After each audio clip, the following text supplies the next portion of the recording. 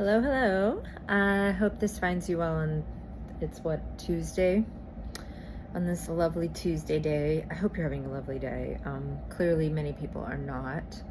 And I want to start this video by just offering prayers and love and my compassion for everyone affected in Texas and Kerrville and surrounding areas. I've just, like many of us, have just been glued to watching stories and just, over and over again, just keep saying no words.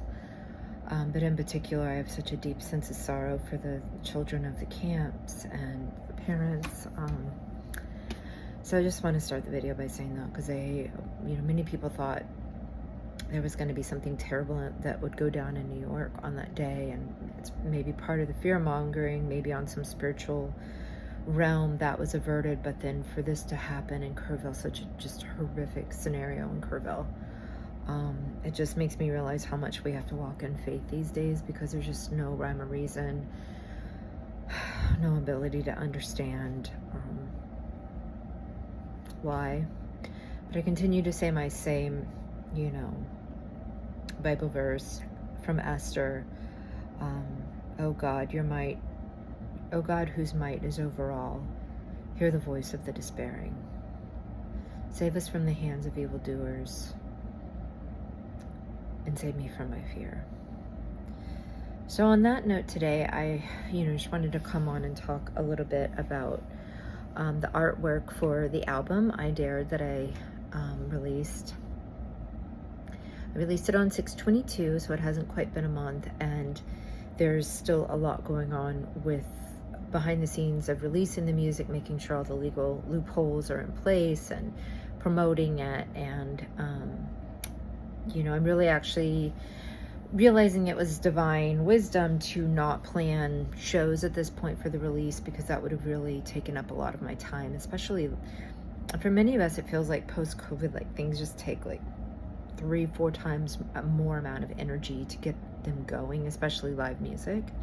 So it's something that I've realized, that just because it was released on 6/22, it doesn't mean that the album's over and move on. Instead, I thought maybe in July I'll continue to release videos just talking about different components and different people who were helped with the album. And then, hoping maybe by the fall I'm going to start a new, start releasing new projects and some things I'm excited about, but I don't want to talk about just yet. So for today, what I'd like to do is talk about something that I put in the blog, blog 1 and blog 2. I talked about this, and if you haven't checked out those blogs, I would recommend it, because they're really deep dives into this album and the symbolism and the metaphysics behind all of it, and how this album is really energetic support for the time that we're in and how all of that came together. And in that, I talked about the artwork. And, I'm a musician, but I also call myself a Renaissance woman, because I actually am just a creative. Music is one of the main places that I've put my time and attention and my diligence. And for many years, I would say it was the thing I loved the most, and that still might be true. But I'm also always been a painter this whole time, around the same time that I started blossoming into my creativity that had been blocked in my early 20s. I actually picked up photography and painting first, and I am a visual person, and so that's part of the reason why I love playing piano. It's a very visual instrument. You can really very clearly see the patterning behind what you're doing. And you could even like not know music at all, music theory at all, and just see patterns and just play through patterns, which is part of what you do as a musician when you're playing the piano. But then also you can visually see the theory too, and it's really the best instrument to learn music theory on. So this is one of the reasons why I love it. Even though guitar, and in particular rhythm guitar and acoustic guitar, I just love the sound of it. And for years I've been saying I'm going to learn guitar, but for the moment I'm quite lucky to have guitarists I can play with and have the sound there, because the instrument itself, I don't love how jumbled up it all seems on the neck. But I digress, because the whole point is that I'm also a visual artist. And so whenever I'm creating. The idea is that I have an idea come to me, and then it comes out in the right art form. Like very early on, to me, this was about, communicating with my soul, communicating with higher vibration, communicating with God. And these things, words are one of the most primitive ways. And in many ways, our language, the English language in particular, has been manipulated to be booby-trapped and stuck in the Hegelian dialectic. So it's either this or it's that, and there's so many things, especially when you learn another language. Like I know French, and you just realize there's so many words that we don't have to explain things, right?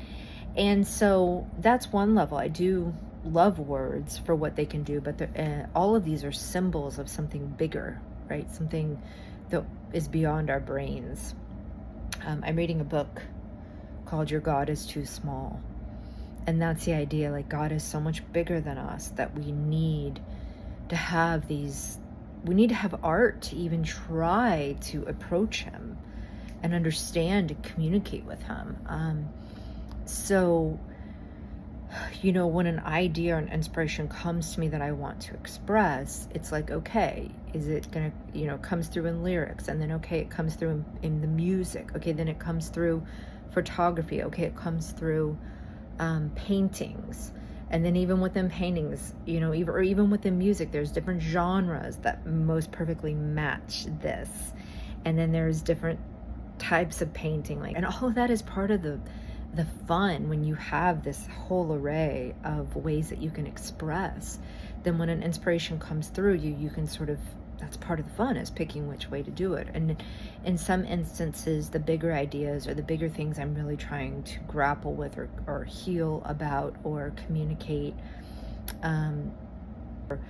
in cases like what's happening in Kerrville, the sadness, the deep, profound sadness that I need to get out and alchemize into something beautiful, something tangible, in order to just give it weight and then be able to let it go. Is you have all these different ways to do it, and in some instances you want more than one, right? So that's in some ways what happened with the artwork for my albums. They are further expressions of what the albums themselves are about. But what's interesting about them is how they came about, and that is when I first moved to Paris to study music, which is way back 20 years ago. No way. Yeah. 20 years ago, I took a leap of faith, moved to Paris. I had like a tiny apartment in Montmartre for about a month, and then I was gonna have to find somewhere else more affordable. But for that month in Montmartre, we had gone to the Musée d'Orsay. And the Musée d'Orsay is one of my favorite museums in the entire world, because I love the Impressionists. And my first few times to Paris, I just didn't quite make it there. And when I did, I didn't have the time that I would have wanted. So this particular time that I made it there and just went around and just stood in front of these Monets, stood in front of the Renoirs, stood in front of the Cézannes, because it starts to get into a little bit of post-impressionism. It just spoke to my soul, because there's something about, I talk a lot about encoding music with frequency, and there's these purer, more natural forms. Like, for example, I prefer playing on a piano to digital, because the digital is almost like when you freeze food. You can still get the vegetables and the nutrients there, but it's through a process, right? Whereas like the piano, it's like picking vegetables out of a garden to me. Energetically, I just feel it different. It feels so good on my body to have this acoustic music right there. And it's the same with standing in front of an original canvas. Now you can still get the message, the vibration, the revelation through seeing it, on your computer, or through seeing an artwork on a computer, because, the forms, the shapes, the colors are there. But when you're in front of an actual canvas and the artist has touched it and created these colors, and it's the original paint, for me, it is such a deeply profound energy portal almost. I don't know how to describe it. I don't have the words for it, but it's one of my favorite things to do, is just stand in front of canvases. And often when I go to a museum, there's one or two that just speak to me, and I just can sit there all day and stare at these.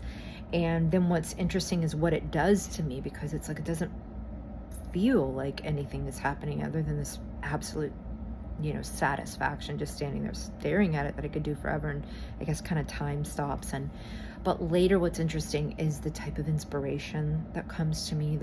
So in this particular instance, after I was able to finally stand in front of my Monets for as long as I wanted, I ended up coming home and in one night painted these 3 paintings. They were just in my little travel book.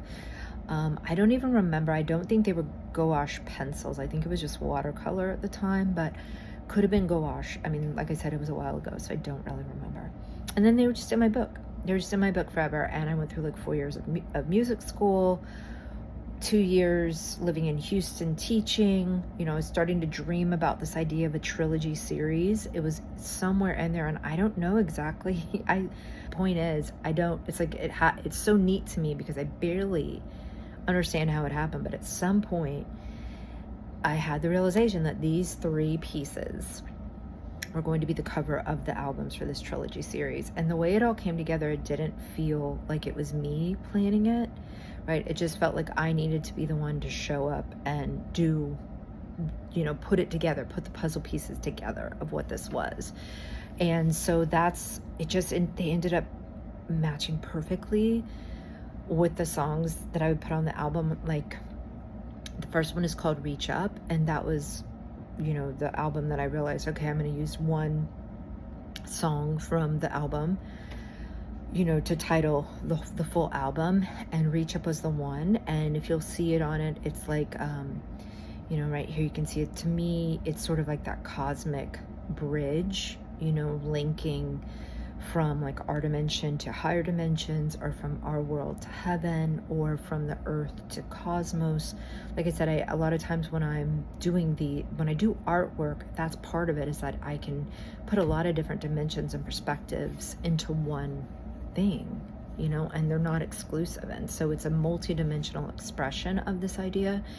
And I think it's interesting because my arms aren't reaching up, but it's more like it's coming through like a divine, coming through my crown, coming through my body. And I am more supposed to kind of, and I didn't plan any of this out, right? I'm sort of analyzing it as if I didn't do it. But I did do it. I just don't really have a memory of it. But I believe what I was thinking, or what came out, because that's part of the reason I don't have a memory of it, is a lot of times I'm just letting my hand go. Like, I'm not planning things out. I'm just the way I love improvisation and music. I improvise when I draw a lot. And when I sit down, it's like every next move kind of is what is obvious. And then the next thing I know, there's a picture. And so this looked like to me like a needle on a record, like a needle on a record, like a needle on the record. Like that's what it kind of looked like to me. Like I was like a divine needle, like connected to the cosmos, and then able to be a divine instrument. That's what I'm trying to say. Trying to be a divine instrument, a divine vessel for higher frequencies, for love, for different things to come through this music. And so that was Reach Up. Then the next one was All Love. And that was the next one. And it was just obvious. All these choices were obvious to me. I don't even remember it being like, which one should I use for the next album or whatever. It just was obvious. And this is something I advocate for a lot when having a creative practice, is practicing that ability to just trust your intuition, and it's what's obvious, right? And not second guessing it, not doubting it, just going with it. And so the next one was All Love. And this one is a little bit funky. You got the sun kind of in this weird spot. But once again, there's a little bit of that divine vessel idea and going over her, but she herself is kind of empty. Once again, that divine vessel idea. And she's underwater, and I'm just somebody who is very connected to water. It's always been a strong symbol in all of my works, as well as trees, which you'll see in this one as well. And mountains in general, I love. And so this one is just kind of bringing together a lot of things that I love, just this idea of all love. And she looks very serene and loved. And each one of these has a feminine woman on there that represents me, but then it's also more than me. It's a kind of like more of a feminine archetype, because I am and have always been very strongly identified as feminine. And the thing that the one interesting, really kooky thing about this is that the sun is in a weird spot, like it's setting in front of the mountains. Like it doesn't really make sense where the sun is, but that is, I mean, I don't remember doing this specifically per se, but in a lot of my works, I sort of have little places that don't make sense logically. And the idea is that they're sort of portals or openings to dimensions, right? Like it's sort of not supposed to be just an entirely 3D thing. And so when you see these little things like the sun setting there, kind of doesn't make sense. It sort of opens the realm as it's a little bit more surrealist, I guess, and not so much grounded in just 3D existence. And the sun being there in particular is kind of, you know, symbolic. The sun itself can be such a strong symbol, you know, of love, of divinity, of goodness. And in this place, it's in a very intimate space. So that's all love. And then we get to the last one. That I ended up with songs with two titles. Two word titles, you know, in each one, and it just kind of worked out perfectly. So it's Reach Up, All Love, and then the last one is I Dared. And then I Dared, ironically, I've sat on the longest. I think life is funny, and I think it's funny that I'm like, I dared, let's do this, and then, oh, you know what? COVID hit, and I'm having a hard time daring to do anything anymore. But that's also what happens is when we call upon these things in life, and any resistance comes up, and we're forced to battle through things. And this one in particular was always my favorite. And I remember this just kind of, sometimes I'm surprised, you know, sometimes I surprise myself, and that's what's really fun. I don't really know how I did this one, because sometimes my perspectives aren't great into my artwork, or I wish it was better. Although I studied a little bit, I've certainly would love to study it more and get, you know, more interesting perspective in. But in this one in particular, it just happened.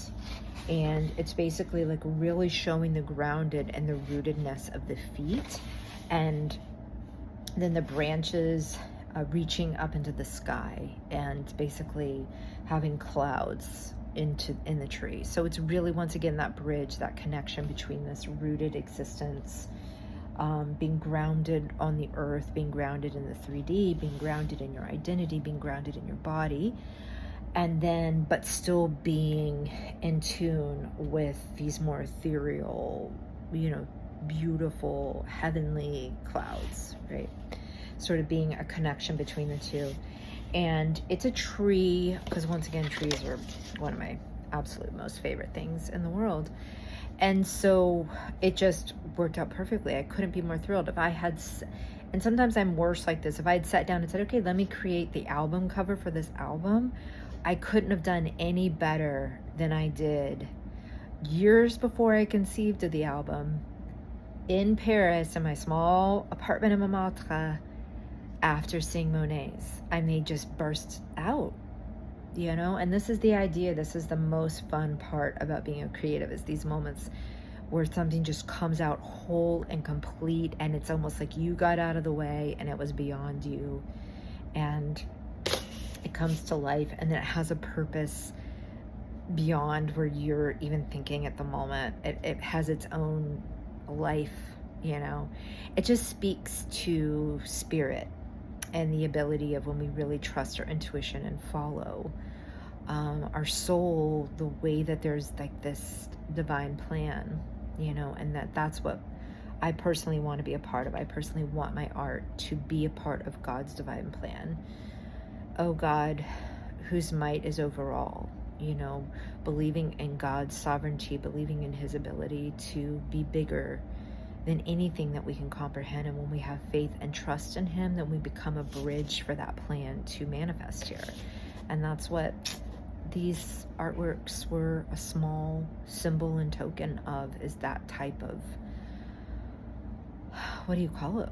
I was gonna say manifestation, but I really want to stay away from that word because it really invokes more new age and like think positive and all that kind of stuff. But there's, you know, elements of truth to that, and it's about aligning with God's divine will so that we can become expressions of his kingdom. And I believe that his kingdom functions in that way, just peace and unity, and it's a different type of perfection. It's a spiritual perfection where nothing's wasted and no one is forgotten.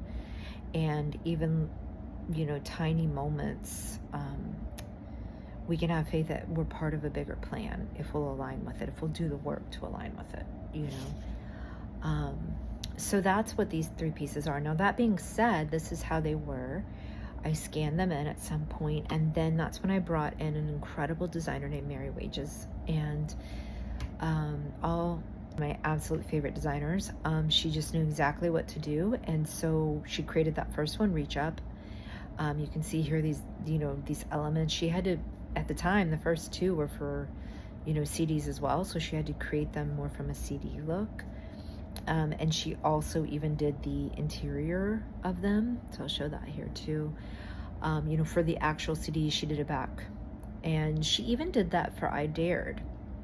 So I'm going to show each one of these here so you can see the full beauty of what she did designing these for me, because I just think she brought them, I think she improved upon them. I think the borders that she used, the font that she used, the colors she used, she was the one who really picked out the dominant color for me on each album, and I loved that. And it was so clear that this trilogy was just going to work out perfectly, and she worked on all 3 of these for me. Now, I Dared, I think she actually completed for me way back in 2022, maybe? I mean, she did it for me a while ago, and like I said, I've just kind of sat on these, and in that amount of time that I sat on these, turns out they don't do CDs anymore. The distributors doesn't do CDs anymore, and I almost still, you know, in that amount of time, I'd found out that the first 2 CDs that I released were not great under some of the distribution deals, but I did decide to go ahead and release this 3rd one in a similar way as I could the other 2. It just seemed right, but I couldn't actually make a CD for it. So unfortunately, this beautiful design she did here for the CD itself and for the back cover won't be used unless I figure out another way to get a CD, because I still miss CDs. But I guess not a lot of other people do. So that's the story, and I wanted to do that. I wanted to give credit. I wanted to tell the backstory of how the art really is a big part of the album as well, and how it speaks to the divine timing and synchronicity of all these elements coming together, which is my favorite part of being a creative or working in the creative arts, because micro to macro, music is a metaphor. It starts to help you to really have the trust muscles of trust. And that was also, a friend made up that little ditty for my idea of trust muscles, which is maybe, I think I've heard it since then, but it's part of a children's book that also, I guess, I've been sitting on for a long time and will release, that Mary also designed for me, did an amazing job doing that. And her husband, when he heard Trust Muscles, like came up with a heavy metal song that we still haven't made called Trust Muscles. Anyway, when you're working on creative projects, it's a safe environment to work on these trust muscles, to just use your intuition, to trust in God, to lead you on each new step, to walk in faith, to create as co-creators, really. And it's such a wonderful, satisfying way to develop your soul and your spirit, to heal things in you, to become more of who you're meant to be. But even on the tiniest micro level, every choice you're making is that ability to trust in your decision making, to trust that you can choose with God, you know, because so many of us come from, you know, situations where we were constantly mocked, and people, you know, didn't understand where we were coming from, and they didn't get it, and we started to take on the world's opinion of us rather than listening to our own inner world and our own inner intuition. And so art for me was the beginning of that journey to start to trust my decisions, to trust what I thought was the right thing to do, to trust the whole thing, trust God, basically, right? For those of steadfast mind, you keep in peace, and peace because they trust you. And for many of us that came from really traumatized backgrounds, it wasn't easy to trust God. And so the step-by-step creative process that I've been in for 30 years now, I guess, I think it is about 30 years that I've consciously picked up my creative passions, which first was art and photography, and then it was writing, and then it was music. And writing, I mean like poetry and prose, a lot of, and then music. And all of these things, it was like, oh, I feel like I should pick up an instrument. Well, that's crazy. You're 22 years old. Why would you pick up an instrument now? That's the dumbest thing anybody's ever heard. Why are you spending nights in your room by yourself trying to figure out how to play the music that you hear in your head? Who cares? Just be out. Just go. When you start to actually take the road less traveled and really start to listen to those voices and that intuition and those pullings and those calls, and then when you're doing the work, it's like, oh, what chord should I put here? Oh, this chord seems like the obvious and the right one. Go with that one. Don't question it. Just keep whatever's in front of you. You got this. That's how my self-esteem slowly got built up. And it took that type of safe space of my creative passions to do that.